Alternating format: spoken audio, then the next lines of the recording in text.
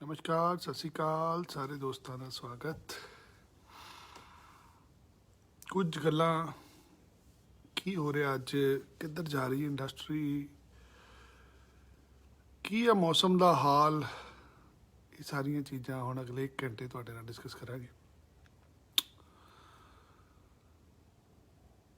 ਅੱਜ ਸਟੂਡੈਂਟ ਘਬਰਾਇਆ ਹੋਇਆ ਵਾ, ਕੀ ਬਣਨਾ ਮੇਰੇ ਨਾਲ। ਲੋਕਾਂ ਨੇ ਜਨਵਰੀ, ਫਰਵਰੀ, ਮਾਰਚ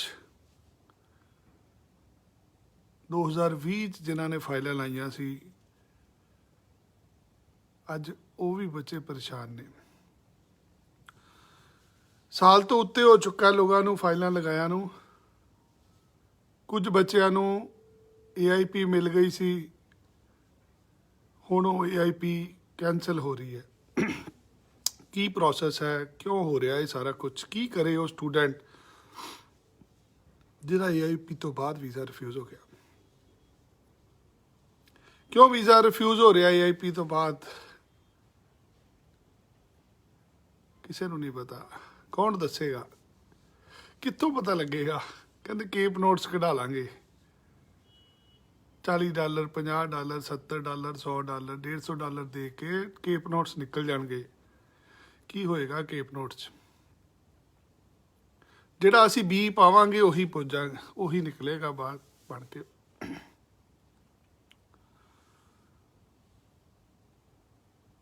ਮੈਨੂੰ ਕੋਈ ਅੱਜ 4 ਸਾਲ ਹੋ ਗਏ ਆ ਲੋਕਾਂ ਦੀਆਂ ਫਾਈਲਾਂ ਦੇਖਦਿਆਂ ਹੋਇਆ ਕਿ ਮੈਕਸੀਮਮ ਜਿਸ ਵੀ ਬੱਚੇ ਦਾ ਵੀਜ਼ਾ ਰਿਫਿਊਜ਼ ਹੁੰਦਾ, ਜਦੋਂ ਸਾਡੇ ਕੋਲ ਸਟੂਡੈਂਟ ਪਹੁੰਚਦਾ ਵਾ ਦੁਬਾਰਾ ਅਪਲਾਈ ਕਰਨ ਵਾਸਤੇ, ਅਸੀਂ ਉਹਦੇ ਕੇਪ ਨੋਟਸ ਆਰਡਰ ਕਰਦੇ ਹਾਂ, ਅਸੀਂ ਉਹਦੀ ਫਾਈਲ ਆਰਡਰ ਕਰਦੇ ਹਾਂ ਐਮਬੈਸੀ 'ਚੋਂ, ਇਸ ਚੀਜ਼ ਸਮਝਣ ਵਾਸਤੇ ਕਿ ਇਹ ਵੀਜ਼ਾ ਆਫਿਸਰ ਨੇ ਇਹਨੂੰ ਵੀਜ਼ਾ ਕਿਉਂ ਨਹੀਂ ਦਿੱਤਾ, ਕੀ ਕਮੀ ਸੀਗੀ ਇਸ ਸਟੂਡੈਂਟ ਦੇ ਅੰਦਰ ਜਿਹੜਾ ਇਹਨੂੰ ਵੀਜ਼ਾ ਨਹੀਂ ਮਿਲਿਆ। ਮੈਂ ਆਪ ਦੀ ਗੱਲ ਕਰਾਂ ਤਾਂ ਸ਼ਾਇਦ ਮੈਂ 3-4 ਹਜ਼ਾਰ ਦੇ ਕਰੀਬ ਲੋਕਾਂ ਦੀਆਂ ਫਾਈਲਾਂ ਚੈੱਕ ਕੀਤੀਆਂ ਹੋਣਗੀਆਂ, ਜਿਨ੍ਹਾਂ ਦੇ ਵੀਜ਼ੇ ਰਿਫਿਊਜ਼ ਹੋਏ ਹੋਣਗੇ, ਜਿਨ੍ਹਾਂ ਦੇ ਕੇਪ ਨੋਟਸ ਮੰਗਾਏ ਹੋਣਗੇ। ਕੀ ਨਜ਼ਰ ਆਉਂਦਾ ਰਿਫਿਊਜ਼ਲ ਵਾਲੇ ਕੇਸ ਦੇ ਵਿੱਚ? ਸਾਡੇ ਪੰਜਾਬੀ ਸੂਬਿਆਂ ਦੇ ਵਿੱਚ ਅੰਗਰੇਜ਼ੀ ਸਿੱਖਣ ਵਾਸਤੇ ਜ਼ਿਆਦਾਤਰ ਸਟੂਡੈਂਟ ਨੂੰ 1.5 ਤੋਂ 2 ਸਾਲ ਲੱਗ ਜਾਂਦੇ ਆ ਆਇਲਸ ਕਰਦਿਆਂ ਹੋਇਆਂ। ਤੁਸੀਂ 2 ਸਾਲ ਲਾ ਦਿੰਦੇ ਹੋ 6 ਬੈਂਡ ਈਚ ਲੈਣ ਲੱਗਿਆ। ਜਦੋਂ ਵੀਜ਼ਾ ਅਪਲਾਈ ਕਰਦੇ ਹੋ ਉਦੋਂ ਤੁਹਾਡੀ ਪੜ੍ਹਾਈ 'ਚ 2 ਸਾਲ ਦਾ ਗੈਪ ਹੁੰਦਾ। ਤੁਸੀਂ ਏਜੰਟ ਕੋਲ ਫਾਈਲ ਲਗਾਉਣ ਜਾਂਦੇ ਜੇ, ਤੁਹਾਨੂੰ ਕਿਹਾ ਜਾਂਦਾ ਤੁਸੀਂ 40-50 ਹਜ਼ਾਰ ਲੱਖ ਰੁਪਇਆ ਦੇ ਕੇ ਕੋਈ ਸਰਟੀਫਿਕੇਟ ਬਣਵਾ ਲਓ ਜਿਹਦੇ ਨਾਲ ਤੁਹਾਡਾ ਗੈਪ ਪੂਰਾ ਹੋ ਜਾਏਗਾ। ਇਹ ਮੈਂ ਆਪ ਦਾ ਨਿੱਜੀ ਤਜਰਬਾ ਦੱਸ ਰਿਹਾ ਤੁਹਾਨੂੰ, ਇਹ ਨਾ ਕਿਸੇ ਅਖਬਾਰ 'ਚ ਆਉਣਾ ਵਾ, ਨਾ ਕਿਸੇ ਨਿਊਜ਼ ਚੈਨਲ ਨੇ ਤੁਹਾਨੂੰ ਦਿਖਾਣਾ। ਕਿ ਕੈਨੇਡਾ ਐਮਬੈਸੀ ਤੋਂ ਜਦੋਂ ਕਿਸੇ ਦਾ ਵੀਜ਼ਾ ਰਿਫਿਊਜ਼ ਹੋਇਆ ਹੁੰਦਾ, ਤੁਸੀਂ ਸਾਰੇ ਰਿਫਿਊਜ਼ਲ ਵਾਲੇ ਬੱਚਿਆਂ ਦੇ ਕਾਗਜ਼ ਕਢਾ ਲਓ। ਇੱਕ ਬੜੀ ਵੱਡੀ ਤਾਦਾਦ ਦੇ ਵਿੱਚ ਤੁਹਾਨੂੰ ਬੱਚੇ ਨਜ਼ਰ ਆਉਣਗੇ ਜਿਨ੍ਹਾਂ ਨੇ ਨਕਲੀ ਕਾਗਜ਼ ਲਾ ਕੇ ਫਾਈਲਾਂ ਜਮ੍ਹਾਂ ਕਰਾਈਆਂ ਹੋਣਗੀਆਂ ਐਮਬੈਸੀ ਨੂੰ। ਨਕਲੀ ਕਾਗਜ਼ ਲਗਾਏ ਜਾਂਦੇ ਆ, ਕਿਤੋਂ 10,000 ਰੁਪਏ ਦਾ ਬਣ ਜਾਂਦਾ, ਕਿਤੋਂ 50,000 ਦਾ ਬਣਦਾ, ਕਿਤੋਂ ਲੱਖ ਰੁਪਏ ਦਾ ਬਣਦਾ। ਕੀ ਹੁੰਦੇ ਆ ਸਰਟੀਫਿਕੇਟ? ਕਿ ਜੀ ISO ਸਰਟੀਫਾਈਡ ਇੰਸਟੀਚਿਊਟ ਤੋਂ ਅਸੀਂ ਡਿਪਲੋਮਾ ਕਰ ਲਿਆ, ਅਸੀਂ ਗੌਰਮੈਂਟ ਦੇ ਨਾਲ ਐਫੀਲੇਟਿਡ ਕਾਲਜ ਹੈਗਾ, ਅਸੀਂ ਉੱਥੋਂ ਡਿਪਲੋਮਾ ਕਰ ਲਿਆ, ਅਸੀਂ ITI ਕਰ ਲਈ, ਅਸੀਂ ਬਟੀਸ਼ਨ ਦਾ ਕੋਰਸ ਕਰ ਲਿਆ, ਕੰਪਿਊਟਰ ਦਾ ਕੋਰਸ ਕਰ ਲਿਆ, ਨੈਨੀ ਦਾ ਕੋਰਸ ਕਰ ਲਿਆ। ਇੱਥੇ ਤੱਕ ਕਿ ਮੈਡੀਕਲ ਤੱਕ ਦੇ ਲੋਕੀ ਨਕਲੀ ਸਰਟੀਫਿਕੇਟ ਬਣਾ ਫਿਰਦੇ ਆ, ਪੈਰਾਮੈਡੀਕਲ ਦੇ।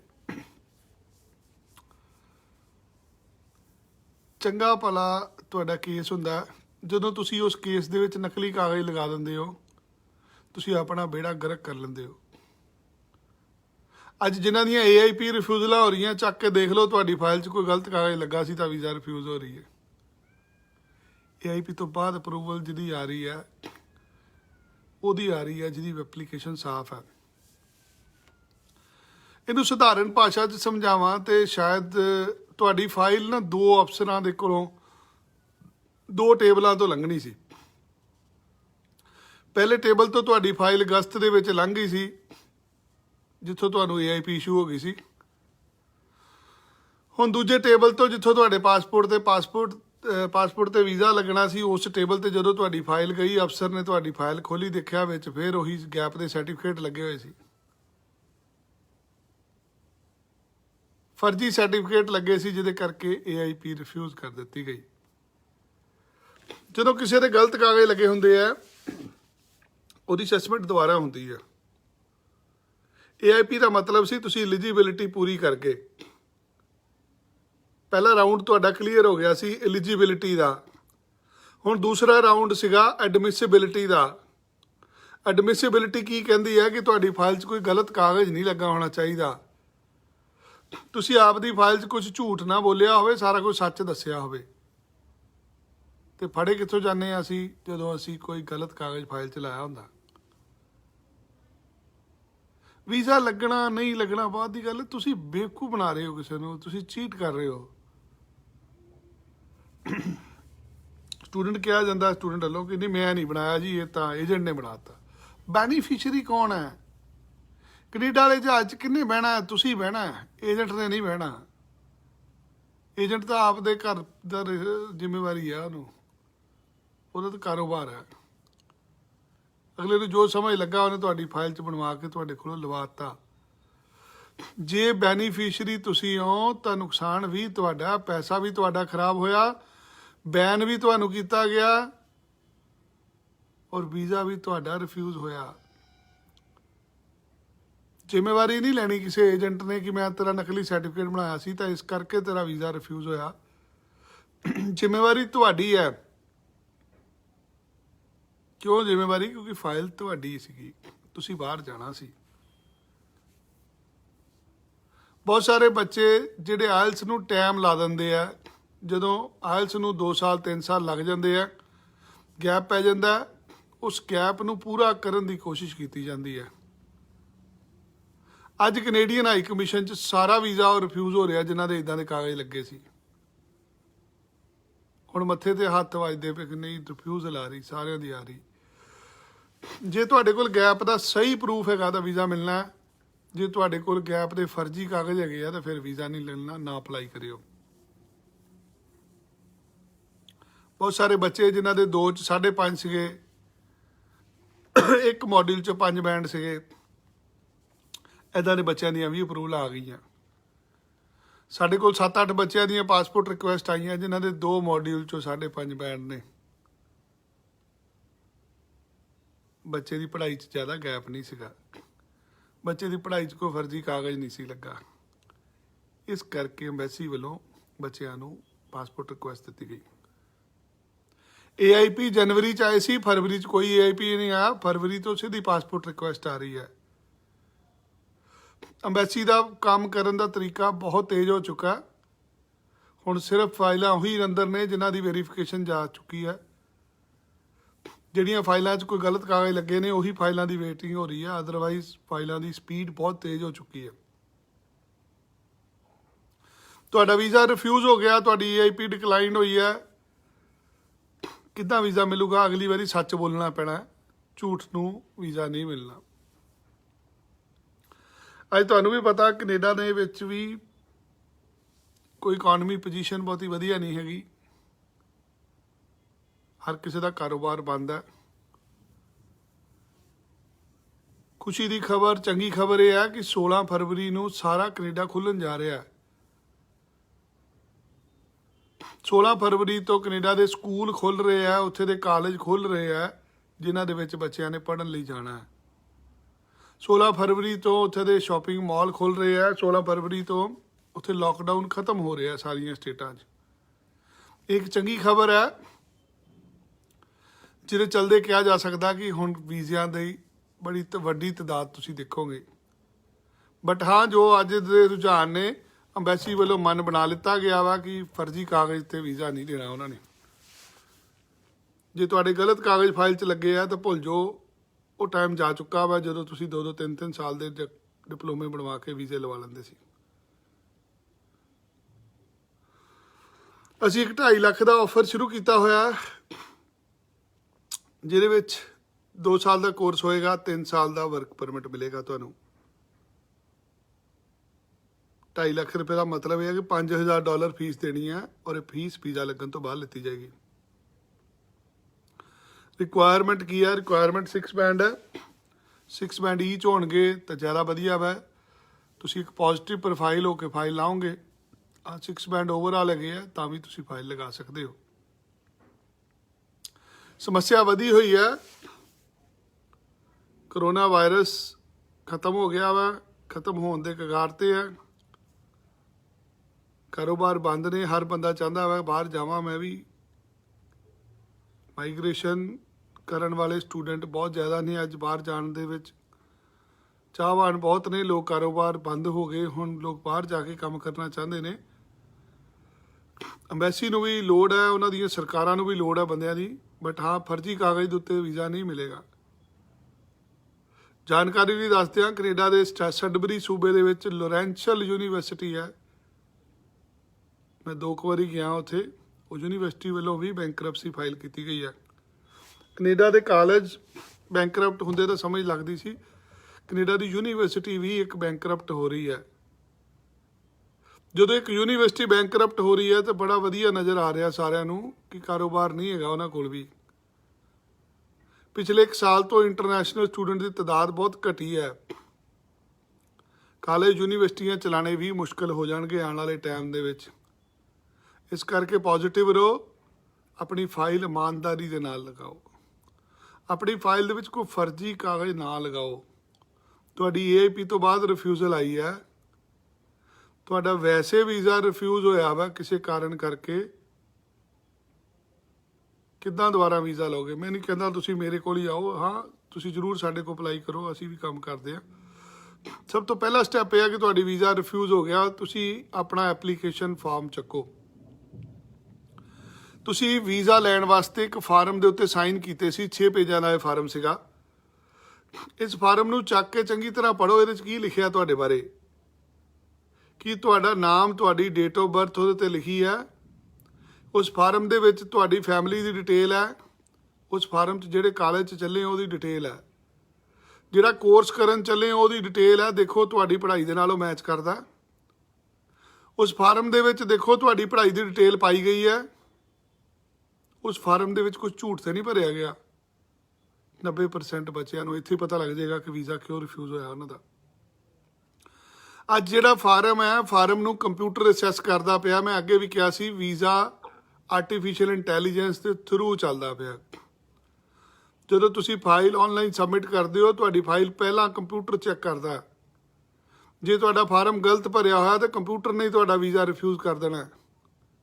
ਜਿਨ੍ਹਾਂ ਦੇ ਵੀ ਵੀਜ਼ੇ ਰਿਫਿਊਜ਼ ਹੋਇਆ ਹੈ, ਆਪ ਦਾ ਐਪਲੀਕੇਸ਼ਨ ਫਾਰਮ ਜ਼ਰੂਰ ਸਭ ਤੋਂ ਪਹਿਲਾਂ ਚੈੱਕ ਕਰੋ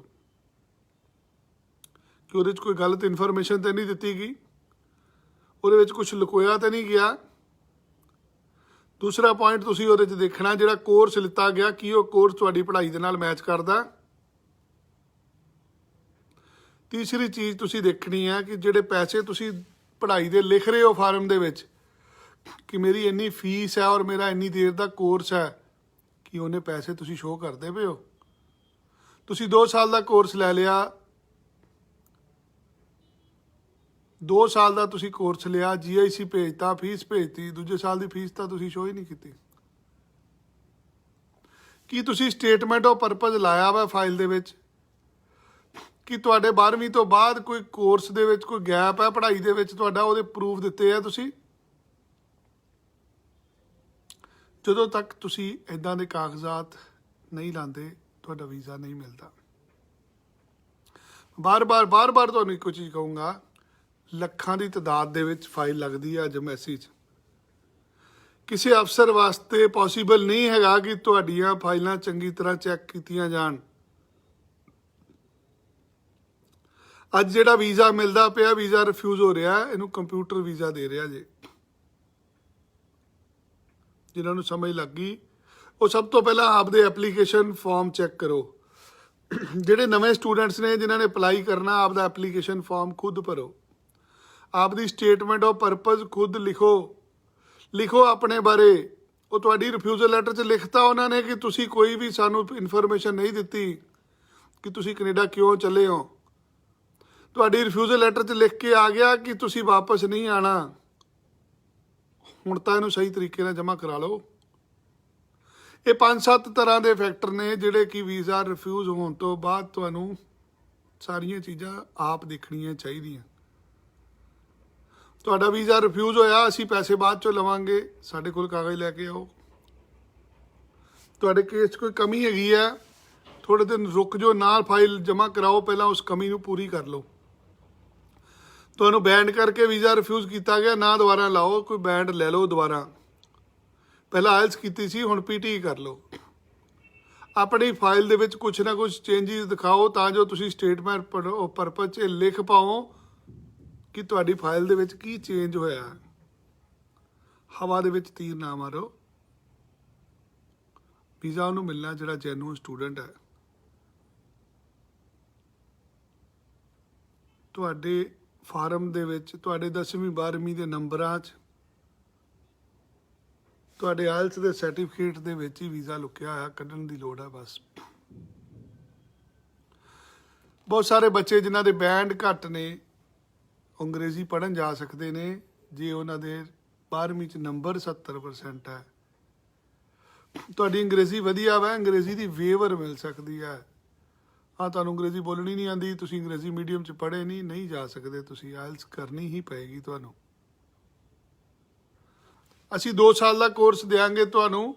$5000 ਫੀਸ ਹੈ। ਫੀਸ ਤੁਸੀਂ ਵੀਜ਼ਾ ਲੱਗਣ ਤੋਂ ਬਾਅਦ ਦੇਣੀ ਹੈ। ਵੀਜ਼ਾ ਅੰਬੈਸੀ ਨੇ ਦੇਣਾ। ਸਾਡੀ ਕੋਸ਼ਿਸ਼ ਹੈ ਕਿ ਸਾਰੀਆਂ ਤੁਹਾਡੀਆਂ ਕਮੀਆਂ ਚੰਗੀ ਤਰ੍ਹਾਂ ਐਕਸਪਲੇਨ ਕਰਕੇ ਇੱਕ ਪੋਜ਼ਿਟਿਵ ਤਰੀਕੇ ਨਾਲ ਤੁਹਾਡੀ ਫਾਈਲ ਲੌਂਚ ਕੀਤੀ ਜਾਏ। ਤੁਸੀਂ ਮੈਨੂੰ ਮਿਲ ਕੇ ਫਾਈਲ ਲਾਣਾ ਚਾਹੁੰਦੇ ਹੋ, ਆਪਦੀ ਅਸੈਸਮੈਂਟ ਕਰਾਉਣਾ ਚਾਹੁੰਦੇ ਹੋ, ਇਸ ਵੀਡੀਓ ਦੇ ਨਾਲ ਅਸੀਂ 2 ਨੰਬਰ ਲਿਖੇ ਹੋਏ ਆ, ਤੁਸੀਂ ਕਿਸੇ ਵੀ ਨੰਬਰ ਤੇ ਕਾਲ ਕਰ ਸਕਦੇ ਹੋ। ਇਸੇ ਟਾਈਮ ਤੁਸੀਂ ਹੁਣੇ ਹੀ ਕਾਲ ਕਰਕੇ ਸਾਡੀ ਟੀਮ ਨਾਲ, ਮੇਰੇ ਨਾਲ ਗੱਲ ਕਰ ਸਕਦੇ ਹੋ, ਆਪਦੀ ਅਪਾਇੰਟਮੈਂਟ ਬਣਾ ਸਕਦੇ ਹੋ। ਵੀਜ਼ਾ ਤਾਂ ਮਿਲਣਾ ਹੈ ਜੇ ਸਹੀ ਕਾਗਜ਼ ਲਗਾਓਗੇ। ਤੁਹਾਡਾ ਵੀਜ਼ਾ ਰਿਫਿਊਜ਼ ਹੋਇਆ, ਤੁਹਾਡੇ ਕਿਸੇ ਭੈਣ ਭਰਾ ਦਾ ਵੀਜ਼ਾ ਰਿਫਿਊਜ਼ ਹੋਇਆ, 5-7 ਪੁਆਇੰਟ ਹੈਗੇ ਆ, ਇਹ ਸਾਰੇ ਚੈੱਕ ਕਰ ਲਓ। ਸਭ ਤੋਂ ਪਹਿਲਾ ਕੰਮ ਤੁਸੀਂ ਐਪਲੀਕੇਸ਼ਨ ਫਾਰਮ ਚੈੱਕ ਕਰਨਾ ਹੈ, ਆਪਣਾ ਕਾਲਜ ਕੋਰਸ ਚੈੱਕ ਕਰਨਾ ਕਿ ਉਹ ਪੜ੍ਹਾਈ ਦੇ ਨਾਲ ਮੈਚ ਕਰਦਾ ਸੀ।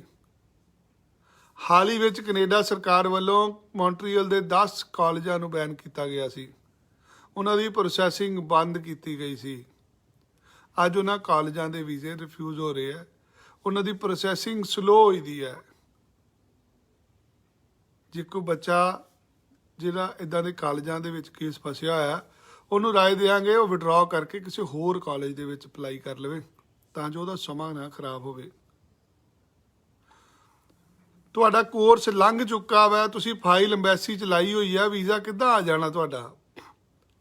ਤੁਸੀਂ ਫਾਈਲ ਸਬਮਿਟ ਕੀਤੀ ਸੀ ਸਤੰਬਰ ਇਨਟੇਕ ਦੀ, ਇੱਥੇ ਤਾਂ ਜਨਵਰੀ ਵੀ ਲੰਘ ਗਿਆ, ਹੁਣ ਅਗਲਾ ਸਤੰਬਰ ਆਉਣ ਲੱਗਾ। ਕੀ ਤੁਸੀਂ ਨਵੇਂ ਕੋਰਸ ਦੀ ਆਫਰ ਲੈਟਰ ਦਿੱਤੀ ਹੈ? ਕਿ ਕੋਰਸ ਦੀ ਨਵੀਂ ਤਰੀਕ ਦੀ ਤੁਸੀਂ ਐਡਮਿਸ਼ਨ ਲੈਟਰ ਲੈ ਕੇ ਆਪਦੇ ਵੀਜ਼ਾ ਆਫਿਸਰ ਨੂੰ ਭੇਜ ਚੁੱਕੇ ਹੋ? ਭੇਜੋਗੇ ਤਾਂ ਤੁਸੀਂ ਪੋਜ਼ਿਟਿਵ ਆਊਟਕਮ ਤੱਕ ਪਹੁੰਚੋਗੇ। ਜਦੋਂ ਤੱਕ ਤੁਸੀਂ ਆਪਦੀ ਫਾਈਲ ਨੂੰ ਆਪ ਨਹੀਂ ਚੈੱਕ ਕਰਨਾ, ਆਪਣੇ ਕੇਸ ਨੂੰ ਆਪ ਸਮਝਣਾ ਨਹੀਂ, ਤੁਸੀਂ ਵੀਜ਼ੇ ਤੱਕ ਨਹੀਂ ਪਹੁੰਚ ਪਾਓਗੇ। ਤੁਸੀਂ ਜਿੰਨੇ ਵੀ ਵੀਰ ਭੈਣ ਭਰਾ ਇਸ ਟਾਈਮ ਲਾਈਵ ਹੋ ਮੇਰੇ ਨਾਲ, ਤੁਹਾਡਾ ਕੋਈ ਸਵਾਲ ਹੈ ਤੁਸੀਂ ਇੱਥੇ ਕਮੈਂਟ ਬਾਕਸ 'ਚ ਲਿਖ ਸਕਦੇ ਹੋ। ਜਿਹੜੀ ਚੀਜ਼ ਤੁਸੀਂ ਐਸੇ ਟਾਈਮ ਮੇਰੇ ਨਾਲ ਡਿਸਕਸ ਕਰਨਾ ਚਾਹੁੰਦੇ ਹੋ, ਮੈਂ ਕੁਝ ਚੰਦ ਲੋਕਾਂ ਦੇ ਸਵਾਲ ਲੈਣ ਦੀ ਕੋਸ਼ਿਸ਼ ਕਰੂੰਗਾ। ਜੇ ਕਿਸੇ ਦਾ ਕੋਈ ਪੁਆਇੰਟ ਵੈਲਿਡ ਹੋਏਗਾ ਅਸੀਂ ਜ਼ਰੂਰ ਡਿਸਕਸ ਕਰਾਂਗੇ। ਮੁੱਦਾ ਇਹ ਹੈ ਕਿ ਜੇ ਕਿਸੇ ਦਾ ਵੀਜ਼ਾ ਨਹੀਂ ਲੱਗਾ, ਉਹਨੂੰ ਹੁਣ ਕੋਈ ਹੱਲ ਤਾਂ ਦਸੀਏ ਨਾ। ਸਮੱਸਿਆ ਤਾਂ ਬਹੁਤ ਹੈਗੀਆਂ, ਹਰ ਪਾਸੇ ਸਮੱਸਿਆ ਹੈਗੀ ਹੈ, ਉਹਦਾ ਹੱਲ ਕੌਣ ਕੱਢੇਗਾ? ਸਾਡਾ ਮਕਸਦ ਤੁਹਾਨੂੰ ਵੀਜ਼ਾ ਲੈ ਕੇ ਦੇਣਾ ਹੈ। ਸਾਡਾ ਮਕਸਦ ਤੁਸੀਂ ਕਿਸੇ ਪਾਸੇ ਜਾਓ, ਤੁਹਾਡਾ ਟਾਈਮ ਖਰਾਬ ਨਾ ਹੋਵੇ। ਮੇਰੇ ਕੋਲ ਹਜੇ ਤੱਕ ਕੋਈ ਕਿਸੇ ਦਾ ਵੈਲਿਡ ਕੋਈ ਜਾਣਕਾਰੀ ਭਰਿਆ ਕਿਸੇ ਦਾ ਕੋਈ ਕਮੈਂਟ ਨਹੀਂ ਹੈਗਾ। ਕੋਈ ਵੀਰ ਭੈਣ ਭਰਾ ਕੋਈ ਚਾਹੁੰਦਾ ਵਾ ਕਿਸੇ ਟੌਪਿਕ ਦੇ ਉੱਤੇ ਜਾਣਕਾਰੀ ਲੈਣੀ, ਉਹ ਜ਼ਰੂਰ ਲਿਖ ਸਕਦੇ ਹੋ ਤੁਸੀਂ ਇੱਥੇ, ਮੈਂ ਜਵਾਬ ਦੇਣ ਦੀ ਕੋਸ਼ਿਸ਼ ਕਰਾਂਗਾ। ਤੁਸੀਂ ਆਇਲਸ ਕੀਤਾ, ਟੋਫਲ ਕੀਤਾ, ਪੀਟੀ ਕੀਤਾ, ਤੁਹਾਡੇ ਬੈਂਡ ਘੱਟ ਨੇ, ਨੰਬਰ ਘੱਟ ਨੇ, ਗੈਪ ਹੈ, ਕਾਗਜ਼ ਦੇਣੇ ਪੈਣੇ ਆ ਤੁਹਾਨੂੰ। If you have all relevant document, visa will not be issued. ਇਹ ਸਾਡਾ ਰੋਜ਼ ਦਾ ਕਾਰੋਬਾਰ ਹੈ।